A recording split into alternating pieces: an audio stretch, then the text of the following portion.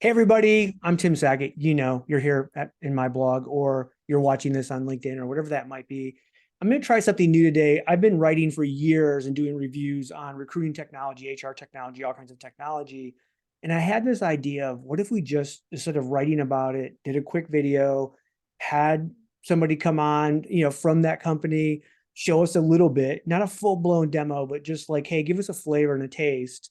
And so I'm going to start this with Keith Hewlin. He's the founder and CEO of SmartRank. Keith, welcome to the show. We don't even have a title for this show yet. We don't even know what we're going to call it, but we're going to start with you. So talk to us about SmartRank. Talk to us about what it is, but also how you decided to get into this, because you're not a prototypical like recruiter, TA leader, technologist.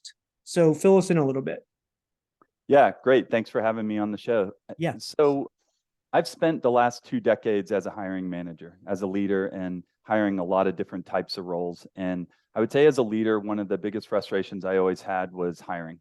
Single-handed, that was the number one thing that always frustrated me. And I knew what some of my frustrations were from my side, but I wanted to understand more what it was from the talent acquisition side. Like, where does this dysfunction really come from? So in the beginning, we didn't come in with any preconceived notions. We just met with hundreds, literally hundreds of talent acquisition leaders and recruiters and all kinds of different folks. And we just asked them, what are your biggest problems, period. Yeah. And then we started to categorize those, and we started to see some themes and some consistencies. And then we started to dig deeper into, well, what are the root causes for some of those different problems? And how do we start to solve some of those? And a couple of them became some pretty big root causes, right? Like the resume was one that we identified, like, well, how do we fix not looking at a resume? That's been going on for at least 100 years. So how do we fix the that? first thing a hiring manager will ask. Like if I'm a recruiter and I call them and say, "Oh my gosh, I found this great candidate," blah blah blah, and they're like, "Can I see the resume?" And you're like, "Why do you need to see the resume? I'm telling you, it's a great candidate." Yep, that's exactly right. And so, but what we started to really understand was that if you really think about these tools like job descriptions and resumes and traditional applicant tracking systems, they're all very consistent in certain ways, and they all have their own levels of dysfunction. But it's not known to most people. You have to actually like point it out, and then they're like, "Oh yeah, I see what you mean." Like, what does familiarity with this thing mean, or what does knowledge of this thing mean? You're right. I guess we don't exactly know what we're talking about there, right? Yeah. So we think normal ATSs, and again, most ATSs do, like you said, about the same process, within 80-90% of the same stuff. And then everybody has their own kind of unique features and things that they're going to do. So the basis of it, and we'll do very high level, right? 50,000 feet. You approve a job, you post a job, people apply to a job. We do some kind of potential assessment or screen. There's an interview, and then we make an offer. Again, very high level, but that's the traditional kind of process. So what's SmartRank all about? Yeah, so what SmartRank is really focused on, there's a number of different areas that we've chosen to focus. So hiring manager engagement, absolutely. DE&I, absolutely. Reporting and analytics and legal and compliance, absolutely. But one of the core tenets of the solution is really around productivity, saving time. And when you look at the number one activities that most recruiters have that takes up the most time, on almost every chart I've ever seen, it's reviewing and screening applicants. So we chose to hone in on that and the screening process.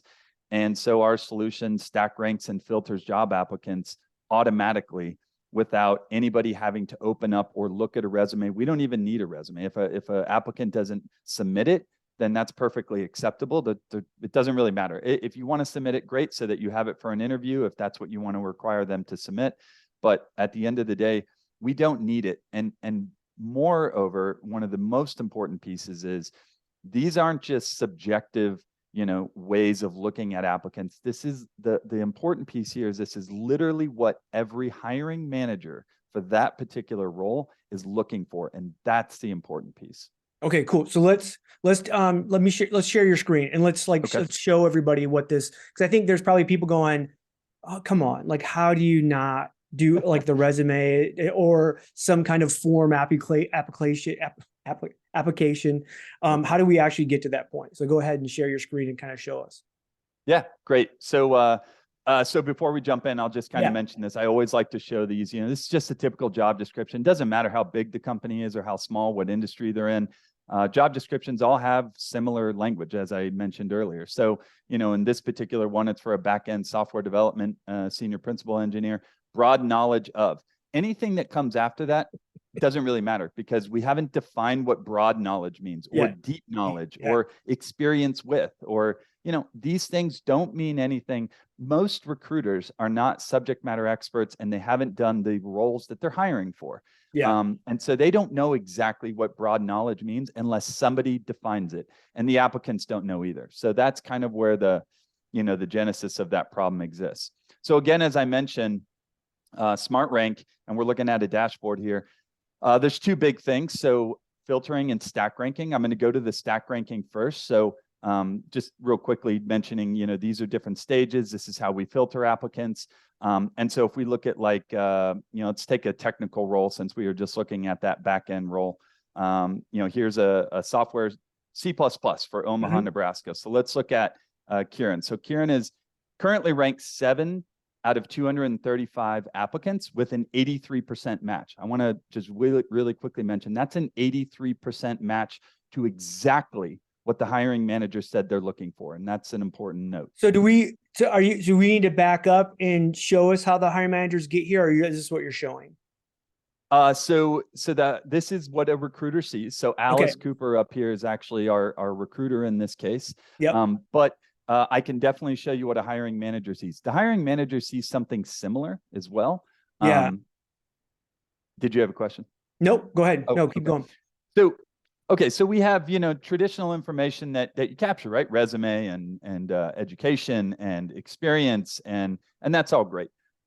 We have a very quick ratings tool. It's a former manager. It's essentially a very quick reference check. But the most important thing on this entire match profile is what we call it here, is the qualifications. So again, as I mentioned. So this replaces the resume. When somebody applies to this job, the software developer, C++, Omaha, Nebraska. And they can upload their resume, their LinkedIn profile, blah, blah, blah. But this is really what they're being asked. Yeah, because if you're looking at a resume, if you were a subject matter expert, let's say you're a recruiter that's been a software developer C++ for 10 years. So you are a subject matter expert. What would you be looking to find? And that's what you would be looking for here. And more specifically, again, even if you were a software developer C++ for 10 years, that is important. But what is the hiring manager looking for? So these questions, they're multiple choice or multi-select. So you can see some of the multi-select questions here. And then we look at some of the, more specific type questions, like proficiency type questions that are multiple choice. So and Keith, I think traditionally, there's been a lot of like matching or like screening, ranking kinds of software in recruiting. And almost all of this stuff was like, it's just all pre-made, pre-populated. And you could do maybe some customized stuff, but how SmartRank is different is every single position is specifically these questions, and these multi-choice questions are actually done between the hiring manager and the recruiter on that specific rec. That's exactly right. And this is elevating the conversation. I mean, just to put it really bluntly, hiring managers are tired of having the conversation of what are your nice to have, what do you need to have, what are your knockouts, and check out this job description.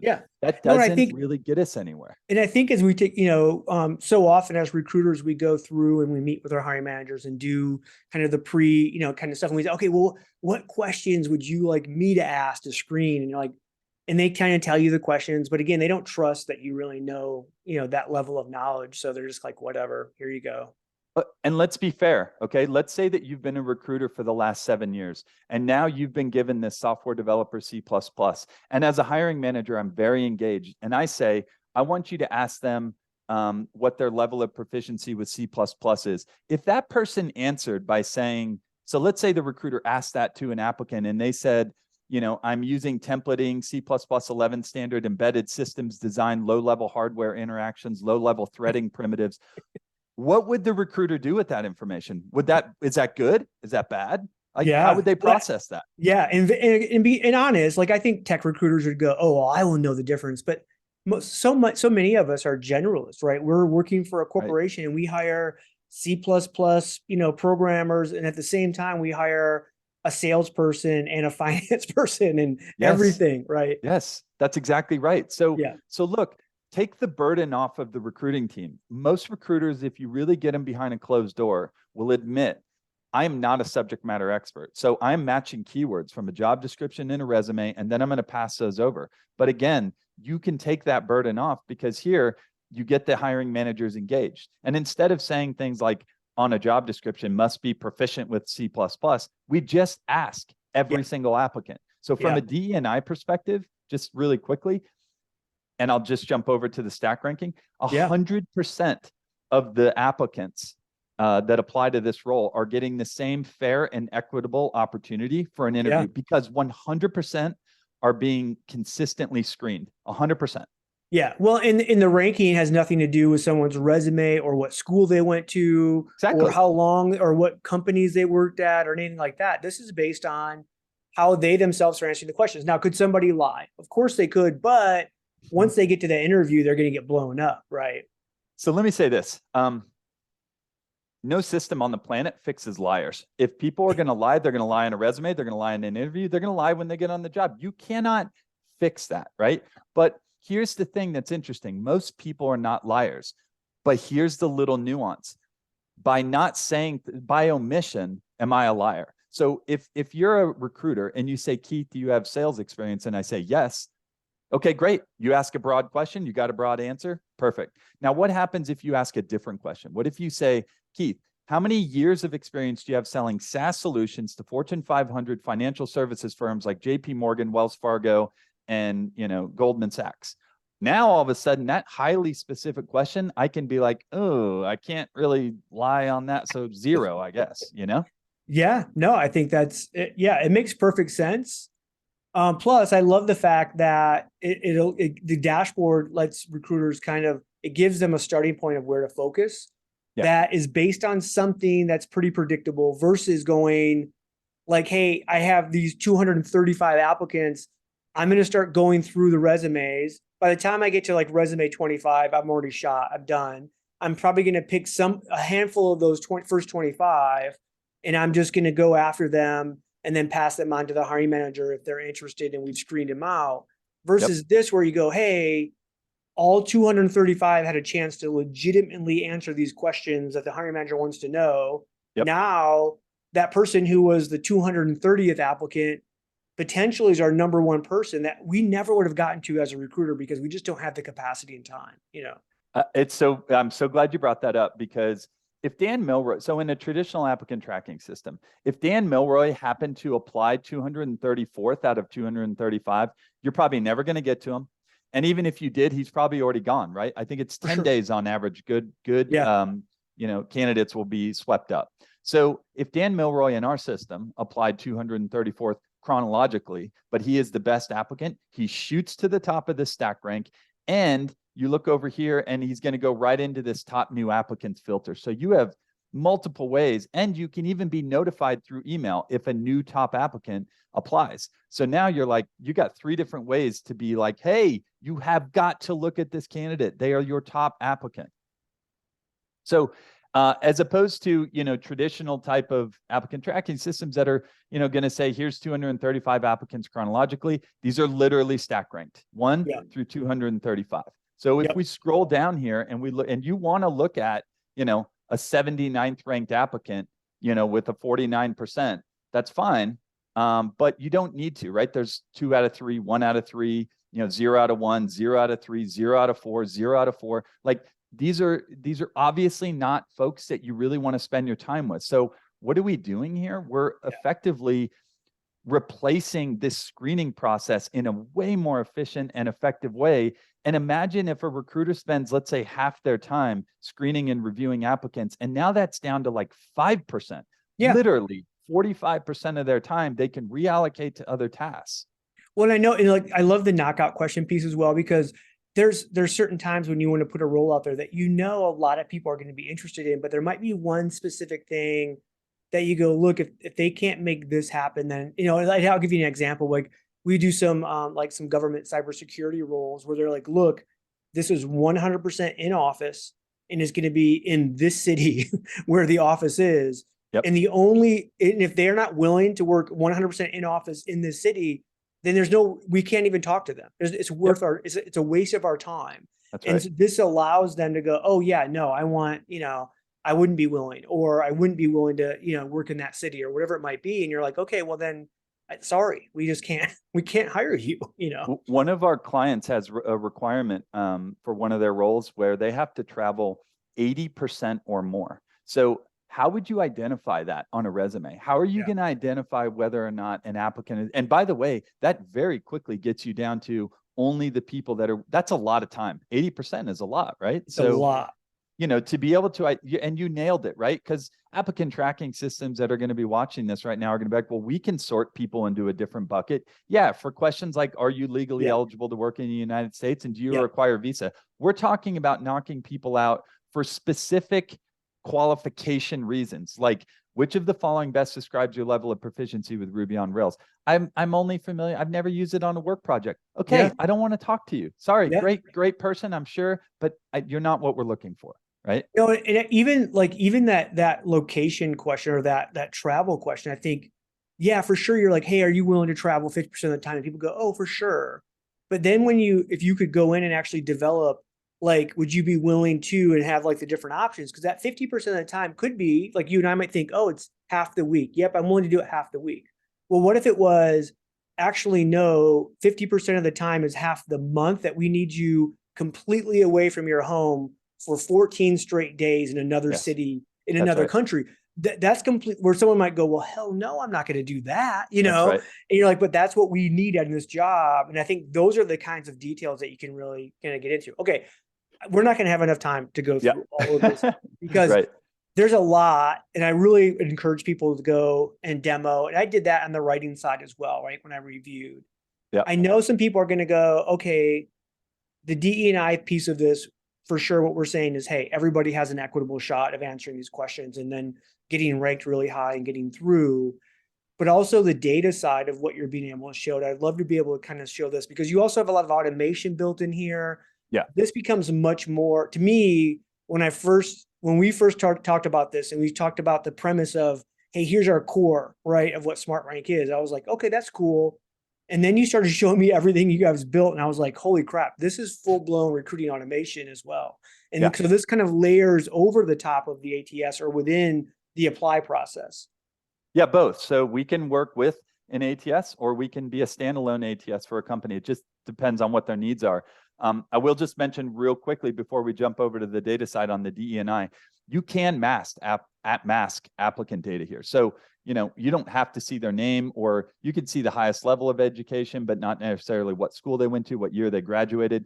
And so what this does is it's not just good from a DE&I perspective, it's also good from a compliance and legal perspective. Now, why? Because if candidate PL 712 came out and said, you didn't give me a fair chance at an interview because of whatever that reason is, because of my name, maybe it's an ethnic sounding name. Yeah. And they put in a claim to the EEOC, you'd say, no, I'm going to shut that down real quick. Because number one, EEOC, we don't even know what their name is until we schedule an interview. And then all that information is unlocked. And number two, they were 106 ranked out of 235.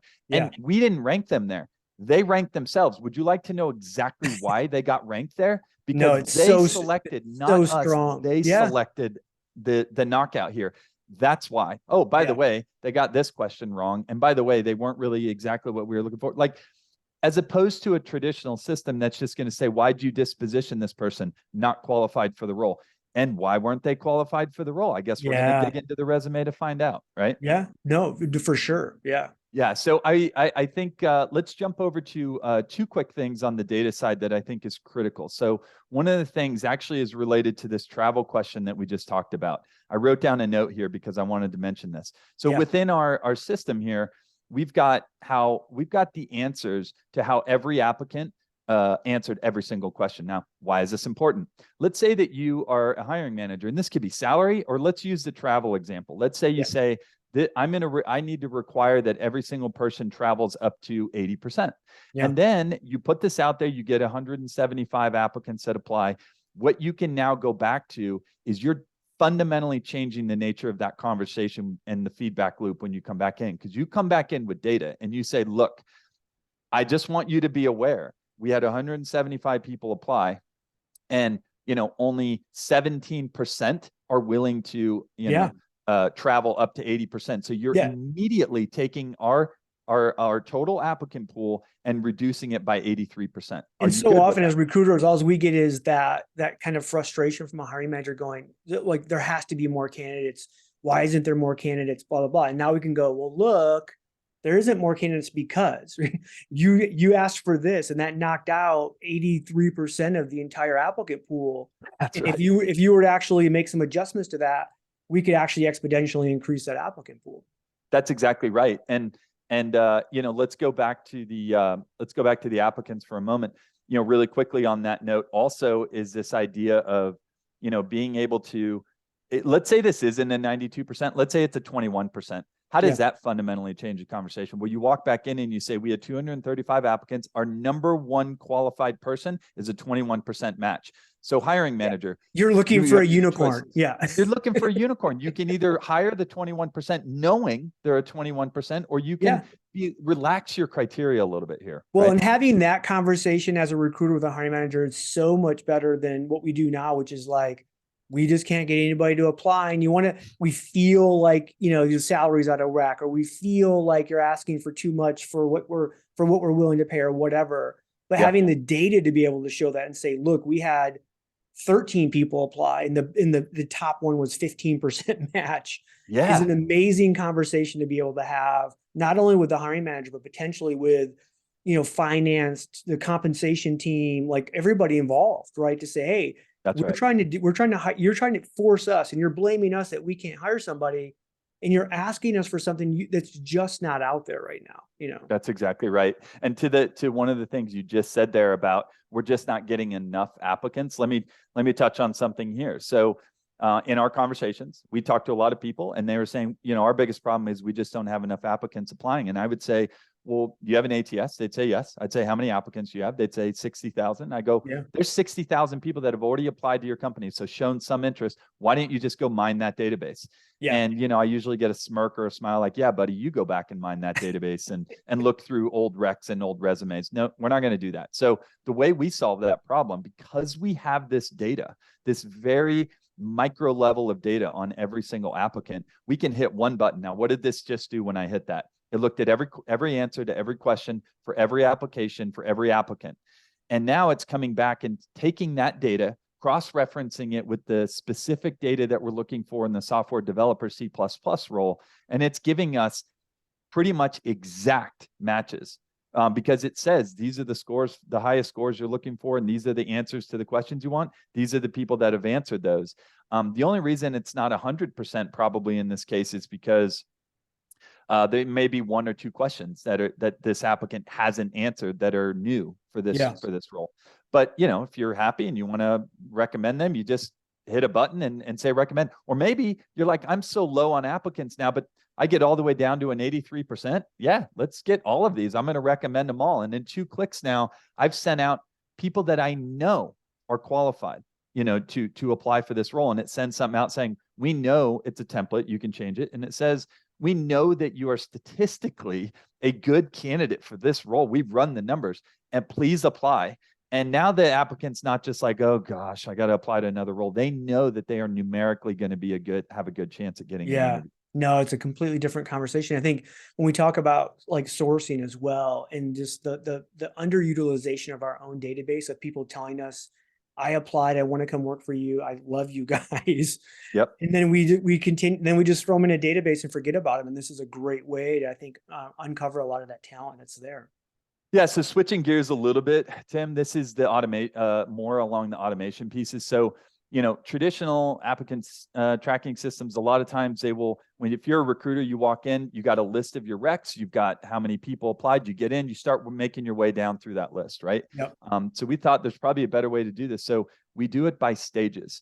And the reason that our stages are so critical is because we have data to back those stages up. So top new applicants, this isn't top new applicants subjectively by somebody going in Yeah. giving them a 3-star out of 5-star rating by looking at their resume. It's not even having some AI tool scrape some resume, right? And because again, even in that example, AI can certainly screen people faster, but when you look at, if somebody says I'm proficient in Excel, it can't tell you what that Not person defining. meant Yeah, it's not when specific they enough. wrote that. So what we're going to do is say, okay, I've got 7 top new applicants for these multiple roles, for these multiple hiring managers. I can just be like, select all, request feedback, and that's going to spider out emails to each one of these hiring managers because I already know they're top ranked. I don't even need to guess. And then when we look at under review, so this is the next stage where these are all people that I've requested from. I don't have to wonder and go through each rec and be like, did I request, ACE for the senior developer? I already know I haven't gotten sentiments back from these folks yet, from these hiring managers. So I'll just select all, request feedback again. Once I get over to ready to contact, these are all people that I've received sentiments back from. So liked, loved by the different hiring managers. You can see their sentiments here. And again, I've got 27 people. I'm going to hit 2 buttons, select all and email invitation. That sends out 27 emails to 27 applicants for 12 different requisitions. And I'm automating all of this. I don't need to do this one-off thing. And that email invitation is to schedule themselves for like a screen or an interview or whatever that might be. That's exactly right. And we even created this micro stage here for contacted. Now, why would we do this? Because we don't think that a recruiter should have to go in and be like, did I contact that person? Yes or no? It's right here. You either know if they did or they didn't. I don't have to guess whether or not I've contacted these people. And we have texting in our app, and obviously they could have the email invitation, but look, I could just select all and hit a button that says follow up.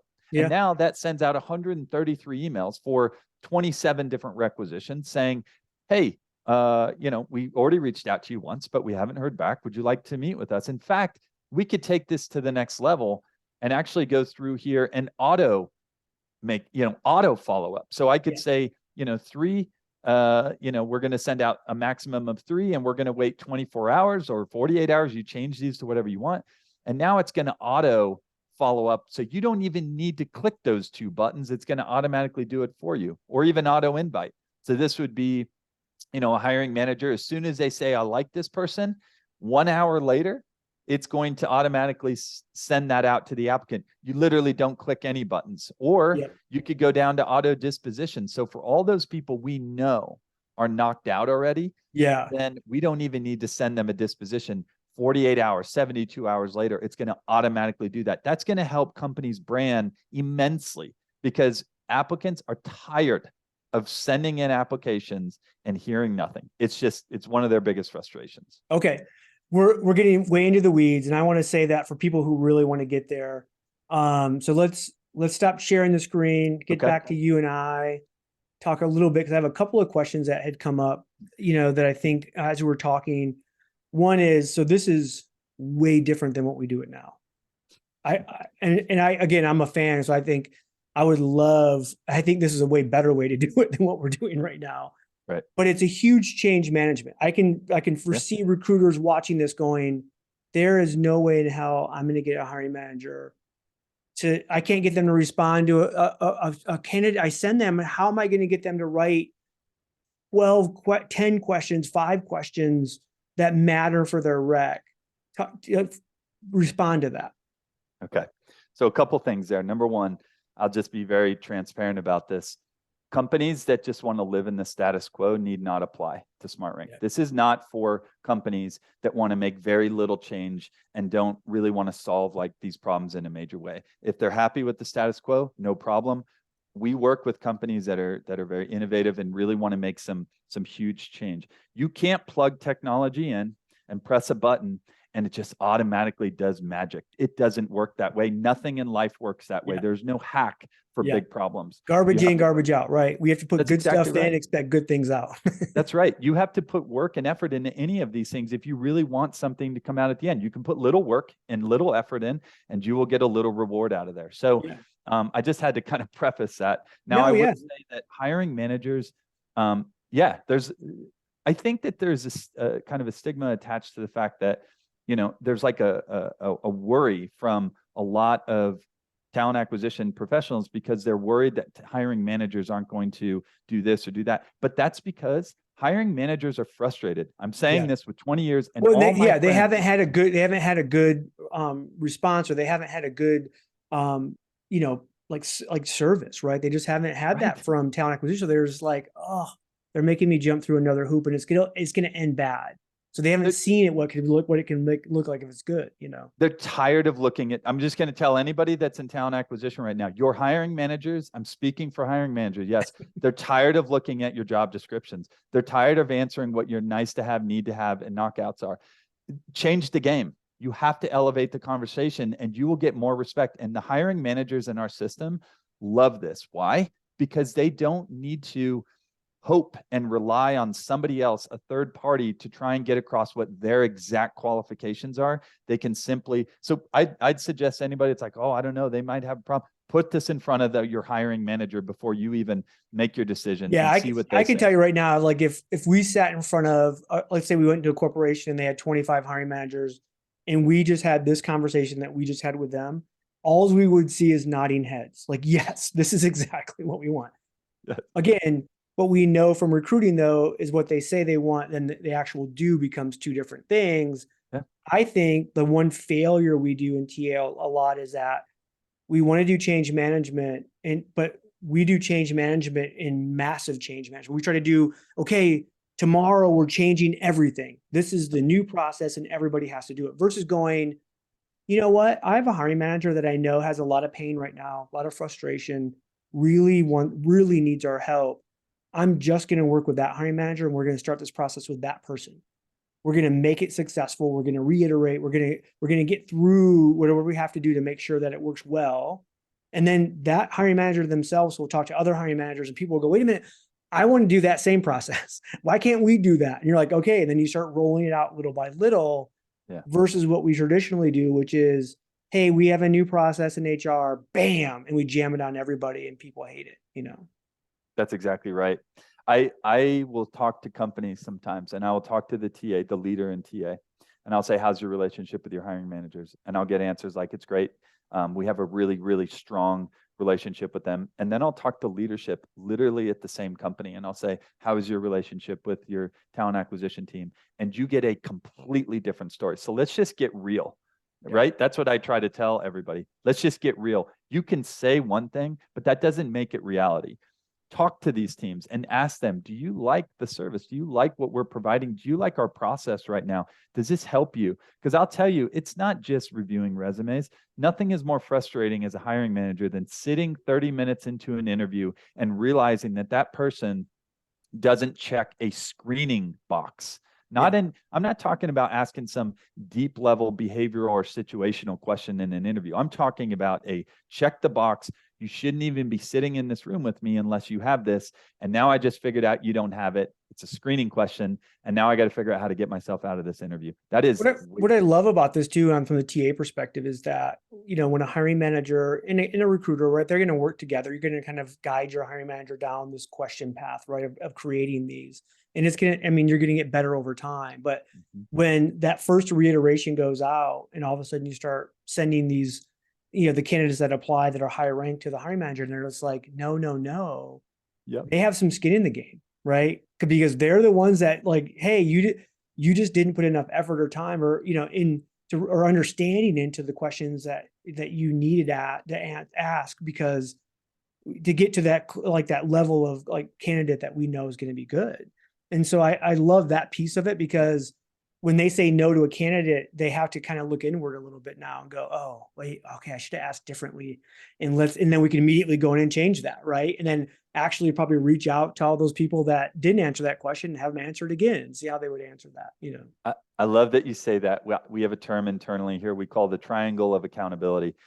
This is a three-prong, process, right? There's three different key stakeholders involved here. You have the hiring manager, the recruiter, and the applicant. And quite frankly, a lot of these people are left off the hook for a lot of these things. This accountability piece comes back to the table and says, I've given you exactly what you said. I've given you 10 people that are a 95% or better.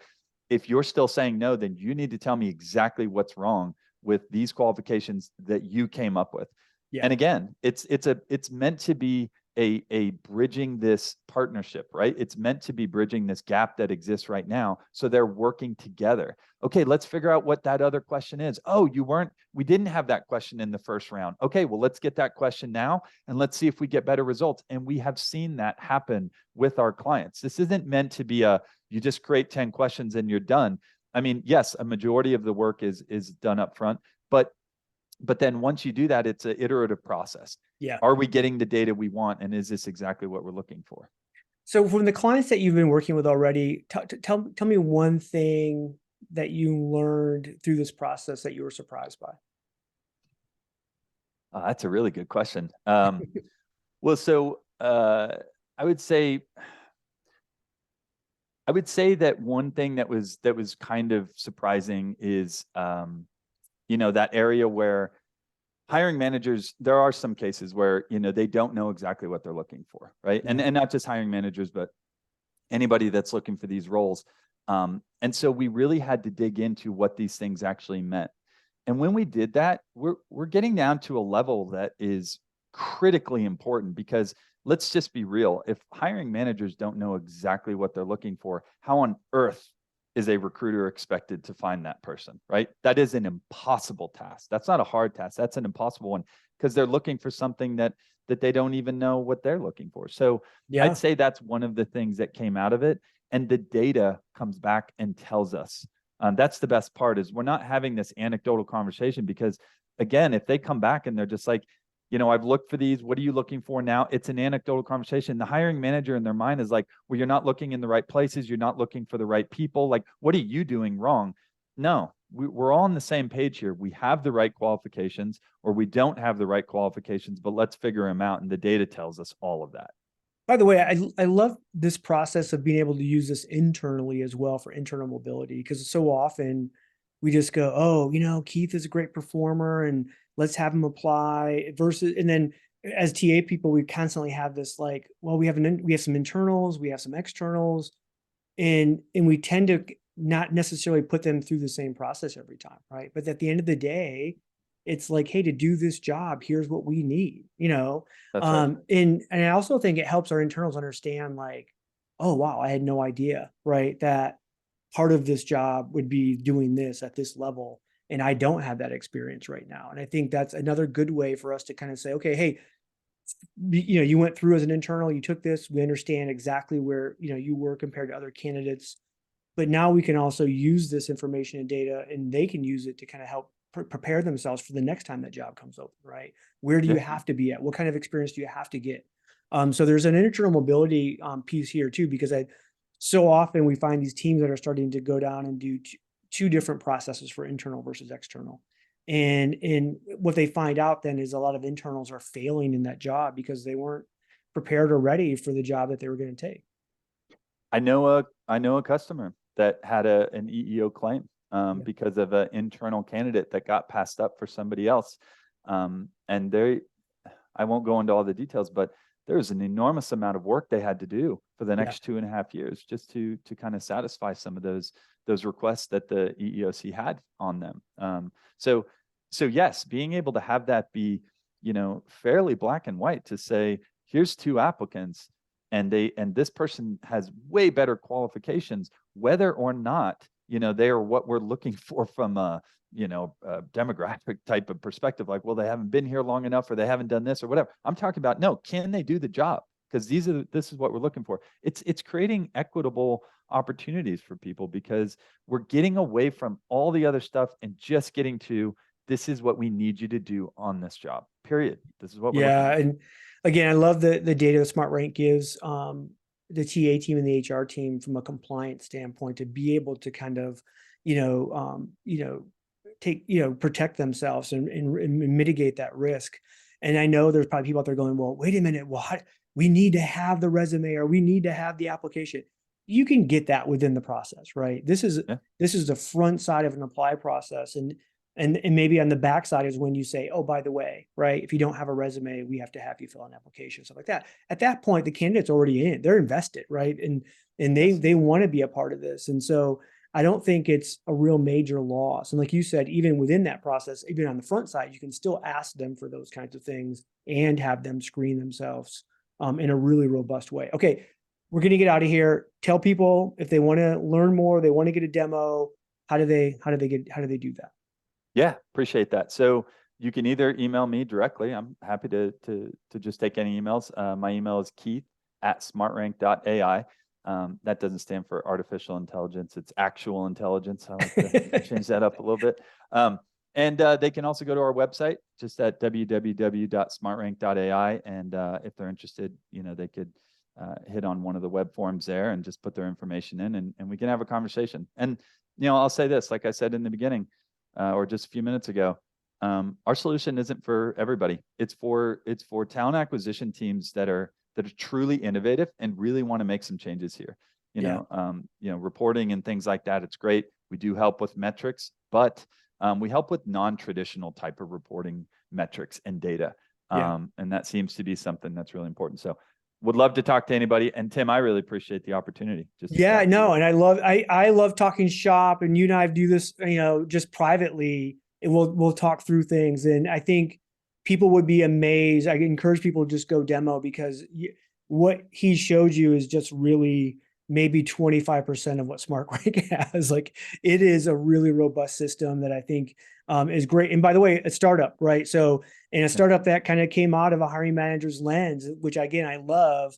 And it's not something that necessarily has to replace your ATS. If you're using a Workday or something where you're going, look, we can't get away from this. This is a layered on solution that will help you in the apply process and make it very efficient, very elegant. So encourage you guys to go demo. Keith, thank you so much. And I'll get everybody out of here. And thanks for everybody for watching.